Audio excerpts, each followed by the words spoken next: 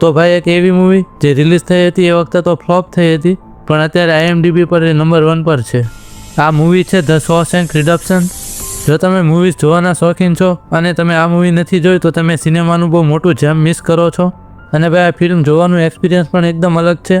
આ મૂવીની અંદર કોઈ એવા એક્શન સીન્સ નથી અને કોઈ થ્રિલર મૂવી પણ નથી, અને તો પણ આ મૂવી લોકોને એટલી પસંદ છે અને નંબર 1 પર પણ છે.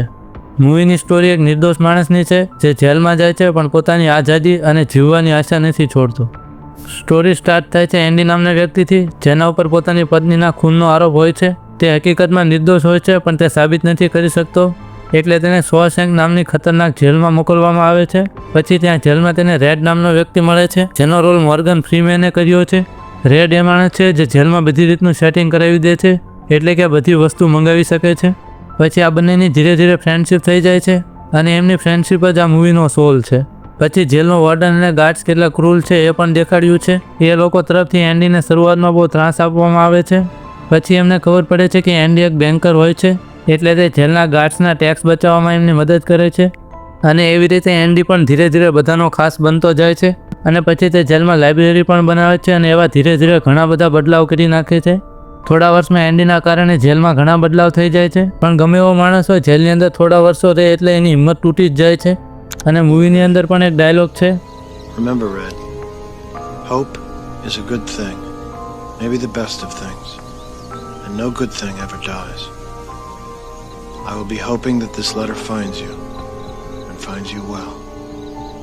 Your friend, Andy. એટલે કે આશા એક સારી વસ્તુ છે, અને સારી વસ્તુ ક્યારેય મરતી નથી. પણ રેડનું માનવું એવું હતું કે આશા રાખવી એ ખતરનાક છે, પણ મૂવી ખતમ થતાં એન્ડી એને ખોટું સાબિત કરી દે છે. પછી આગળ મૂવીનું વધુ સ્પોઇલર નહીં આપું. આ મૂવી વિશે જેટલું ઓછું જાણીને જોશો એટલું તમે વધારે એન્જોય કરી શકશો. જો તમે લાઈફ અને કામ ધંધાના ટેન્શનમાં હોય, તમને એવું લાગતું હોય કે તમારી જિંદગી જ ખરાબ છે, તો તમને આ મૂવી જોયા પછી તમારી લાઈફ સારી લાગશે અને તમે ઉપરવાળાનો પણ આભાર માનશો. આ મૂવી એન્ડ થશે એ વખતે તમે એકદમ ઇમોશનલ થઈ જશો.